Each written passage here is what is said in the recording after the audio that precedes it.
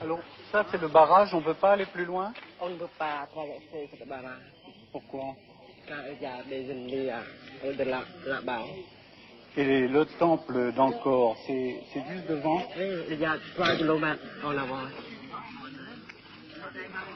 Vous êtes un jeune soldat? Depuis quand vous êtes soldat? Depuis un mois. Un mois. Vous vous êtes battu? Déjà battu.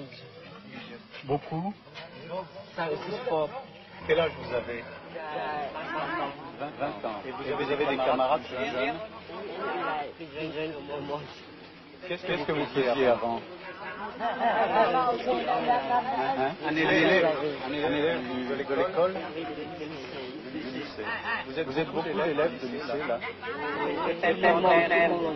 Tout le monde.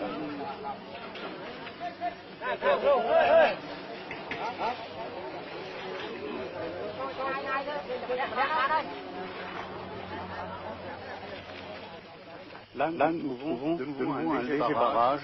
Ce sont encore des jeunes gens. Et au-delà, après, il doit y avoir la conservation où Bernard Grelier, avec deux de ses assistants, sont isolés depuis maintenant 2 semaines.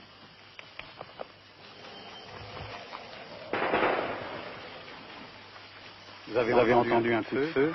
De temps en temps, on aperçoit des habitants qui évacuent ce qu'il leur restait.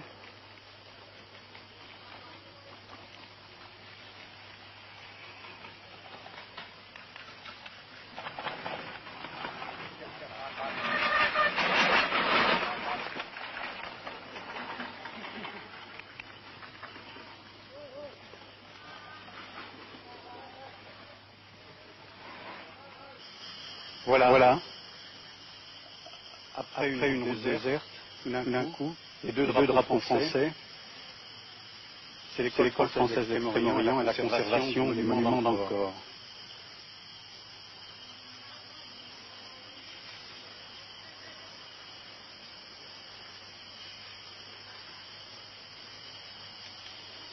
Tiens, il y a un Français là, un Européen. Oh! On peut venir?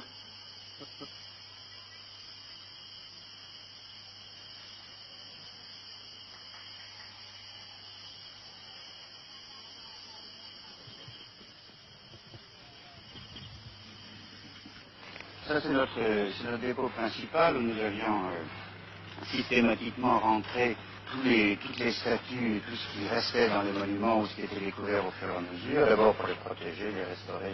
Malheureusement, ce bâtiment n'avait pas été prévu pour la guerre. Alors, en première mesure d'urgence, nous avons retourné les pièces par terre et à l'extérieur. Nous avons blindé protégé les fenêtres contre les éclats. Et alors, maintenant que nous avons un tout petit peu plus de temps et de possibilités d'action, alors nous organisons systématiquement l'intérieur.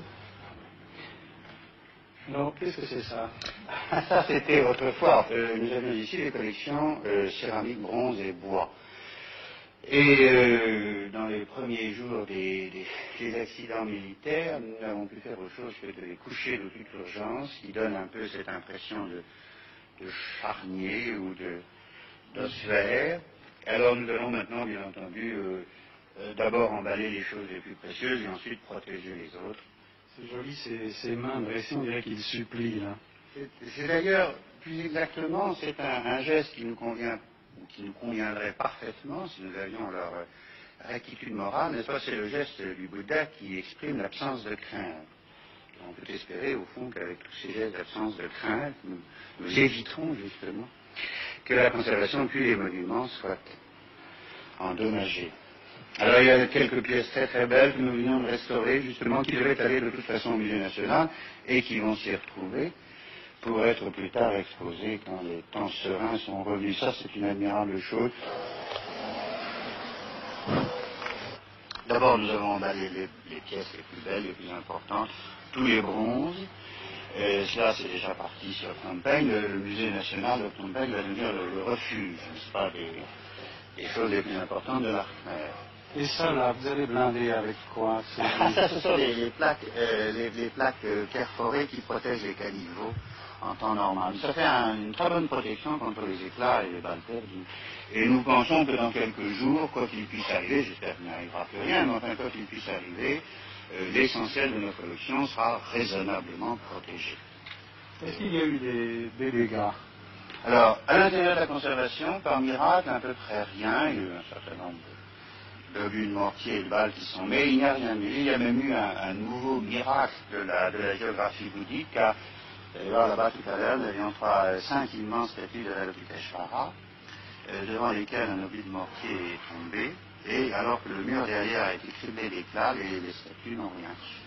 Vous verrez un mortier 60 qui est tombé juste devant, et alors ce que c'est évident, parce que le mur a encaissé les éclats, et ces statues assez extraordinaires de le Peshvara irradiant, qui sont parmi les plus grandes de l'Artner.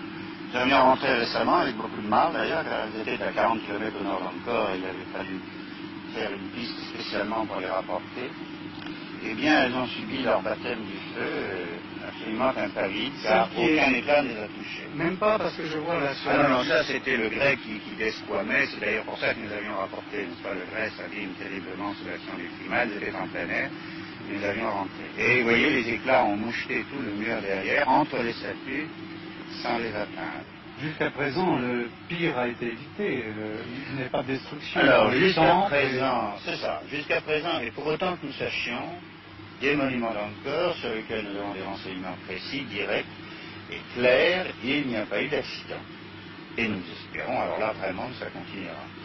Et vous avez peint des drapeaux français sur le sol et des drapeaux français que vous en avez mis à l'entrée. Ah, alors, les drapeaux français, c'est ce que nous avons fait en première urgence, tout à fait au début, nous n'avions à ce moment-là aucune protection, et nous avons appliqué le vieux principe de la Convention de Vienne, c'est-à-dire d'arborer le pavillon national en berne en signal de détresse. Et jusqu'ici, la conservation a été encadrée, et heureusement, qu'est-ce qu'on a préservée. On entend un coup de feu là.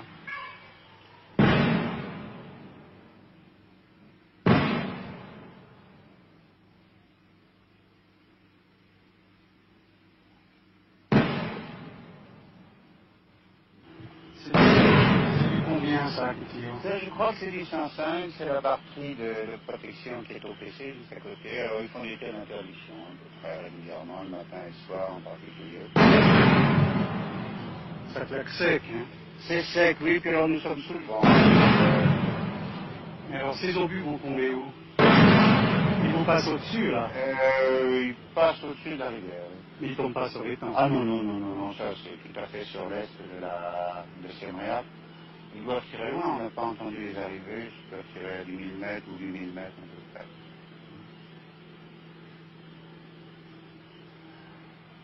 Qu'est-ce que c'est tous ces petits enfants, ils se sont des réfugiés ici? Alors c'est ça, oui, tous les employés que nous avons pu regrouper autour de nous sont venus se réfugier ici avec leur famille parce que leurs maisons sont soit dans la zone de tir, soit dans la zone non occupée, non contrôlée. Alors nous avons maintenant un petit village, on a nommé un chef de village, si ça continue, nous ferons notre propagande. Il y a eu des victimes, des combats par ici, dans le personnel ou autre? Oui, malheureusement, parmi la famille et parmi un certain nombre de notre personnel, il y a eu des tués, il y a eu des blessés en passage. Quel est l'ordre de grandeur? Oh, dans les gens qui nous ont tués immédiatement, nous comptons malheureusement une quinzaine de tués actuellement. Et nous avons déjà regroupé près de 200 de notre personnel cambodgien, qui en comptait 800 avant les événements. L'autre partie étant sur place, notamment Angkor Wat. Angkor Wat est devenu un refuge, il y a quelques 3000 personnes qui vivent dans Angkor Wat, c'est d'ailleurs très beau, très émouvant. Angkor Wat, c'est quoi? De voir les Angkor gens, Wat, c'est le plus grand des monuments d'Angkor, le plus beau et le plus grand et le plus important. Il y a 3000 personnes réfugiées là? Il y a 3000 personnes qui vivent dans le temple, qui lui ont donné une vie qu'on ne pouvait pas prévoir, mais qui est assez bouleversante. Quelles sont ces personnes? Eh bien, ce sont nos employés et leurs familles qui habitaient dans les villages autour du parc et qui se sont réfugiés dans le temple. On ne peut pas les voir. Ah, écoutez, pas tout de suite, mais enfin, peut-être que dans quelques jours, ça sera possible. Pour l'instant, c'est zones de combat ou No Man's Land? Pour le moment, c'est No Man's Land. Ça n'est Ça n'a jamais été zone de combat, et pour le moment, autant que nous sachions, c'est no man's land. Nous avons l'espoir que par la fiction, en particulier de l'UNESCO, et de la France et de toutes les nations, d'ailleurs, c'est très frappant de voir que beaucoup de pays se sont préoccupés du problème. Alors nous avons l'espoir que peut-être dans quelques jours ou dans quelques temps, ça sera possible. Nous avons quand même franchi le barrage et maintenant nous sommes entrés dans le No Man's Land, à proximité des temples d'Angkor. Le lendemain, ils sont allés au temple d'Angkor Wat malgré le danger. C'est là que Pucesso et Meyer ont été blessés à mort. Sur la bande son du magnétophone d'Alain Clément, les derniers mots enregistrés par Pucesso sont ceux-ci. Bon, ben on va avancer.